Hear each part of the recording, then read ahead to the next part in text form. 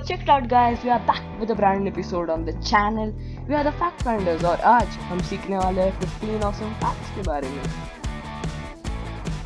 I'm sure that you know about poison. दुनिया का सबसे जहरीला पॉइजन है बोटॉक्स. बोटॉक्स का सिर्फ 4 ग्राम 700 करोड़ लोगों की जान ले सकता है. साइंटिस्ट ऐसी चीज क्यों बनाते हैं? YouTube की करंट CEO वो महिला है जिन्होंने 2 लोगों को गैरेज रेंट पर दिया था. उनका नाम था लैरी पेज और Sergey Brin. They are the founders of Google today. That's amazing. 2011 में इंजीनियर्स ने दुनिया का सबसे एडवांस्ड और इंटेलिजेंट रोबोट बनाया. साइंटिस्ट्स ने उसे सिर्फ मजाक में पूछा कि क्या रोबोट्स ह्यूमन के ऊपर राज करेंगे. तो उस रोबोट ने जवाब दिया कि चिंता मत करो, हम रोबोट्स तुम इंसानों को हानि नहीं पहुंचाएंगे. हम तो तुम इंसानों को अपने जू में, अपने पिंजरे में सेफ रखेंगे. इस सेंटेंस के बाद तुरंत उसकी पावर सोर्स को काट दिया गया और उसी दिन उसके शरीर को डिसेबल कर दिया गया. साइंटिस्ट फिर से क्यों बनाते हैं ऐसी चीजों को? एक रूम है जिसका नाम है साउंडलेस रूम. ये मिनेसोटा USA में मौजूद है. ये दुनिया की सबसे क्वाइटेस्ट रूम है. इसमें आप अगर बैठोगे तो फिर आप अपनी धड़कनों की आवाज भी सुन सकते हैं. KFC के फाउंडर कोलोनेल सैंडर्स डिस्गाइज करके अपने ही स्टोर में जाते थे और खाना ऑर्डर करते थे. और अगर उनको खाना पसंद नहीं आया तो वो प्लेट जमीन पे जोर से फेंकते थे और एम्प्लॉइज को कर्स करते थे. Weird but true. मुझे तो लगता है कि this is the reason why he is so successful. Buzz Aldrin का करियर तो चांद से आने के बाद चौपट ही हो गया. उन्होंने पायलट का सेशन फेल किया, डिप्रेशन से भी सफर हुए. उसके बाद वो सेल्समैन बने. एक ऐसे सेल्समैन जो 6 महीने तक एक भी कार नहीं बेच पाए. बज़ एल्ड्रिन के साथ ऐसा हुआ. सुनने में तो वियर्ड लगता है. 2004 में गूगल ने एक मैथ्स क्वेश्चन पूछा था बिलबोर्ड्स पे. उसी क्वेश्चन से आपको एक वेबसाइट का लिंक मिलता था और उस वेबसाइट पर जाकर आपको फिर से एक मैथ्स क्वेश्चन मिलता था. उससे आपको फिर से एक लिंक मिलती थी और उस लिंक पर जाकर आपको गूगल में नौकरी के लिए अप्लाई कर सकते थे.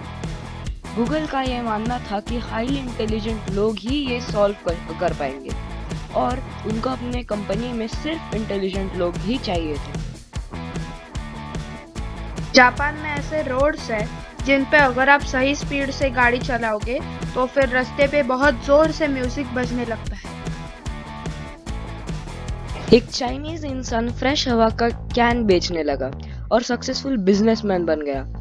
अब आप सोचेंगे कि हवा कौन खरीदेगा यार, लेकिन ये बिजनेस करके इस आदमी ने $6 मिलियन कमाया. Yes, you guessed it right. First China was very polluted, though things are good enough now. साल 1920 में कोका कोला का एक शेयर $40 में मिलता था.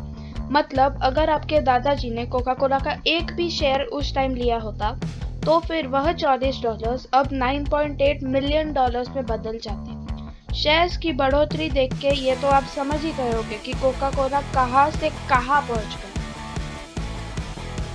1942 में इंडिया में बहुत ही ज्यादा भयंकर डिस्कवरी हुई. रूपकुंड लेक की डिस्कवरी हुई. एक ऐसी लेक जो इंसान के हड्डियों से भरा पड़ा था. This is one of the most mysterious lakes in the whole world.